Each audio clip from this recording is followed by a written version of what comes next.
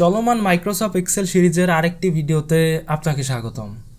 এখানে কয়েকটা সাবজেক্টের একটা লিস্ট দেয়া আছে, পাশাপাশি ওই সাবজেক্টে আমি কত মার্কস করে পেয়েছি তারও একটা লিস্ট দেয়া আছে। তো এখন আমি যদি চাই যে এর অ্যাভারেজ মার্কস বের করব, কারণ আমি প্রত্যেকটা সাবজেক্টে যে সেম মার্কস পেয়েছি এমন না। বাংলায় 60, ইংলিশে 80, ম্যাথে 20, সায়েন্সে আমি 50 পেয়েছি এবং হিস্টোরিতে 32। এবং আমি যদি চাই যে আমি এই যে মার্কসটা পেয়েছি এর মধ্যে আমার অ্যাভারেজ মার্কস কত, তাহলে মাইক্রোসফট এক্সেলে অ্যাভারেজ নামেই একটা ফাংশন দেওয়া আছে, AVERAGE,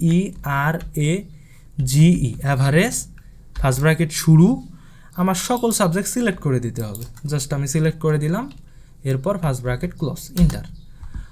তো আমার অ্যাভারেজ মার্কস মূলত 48।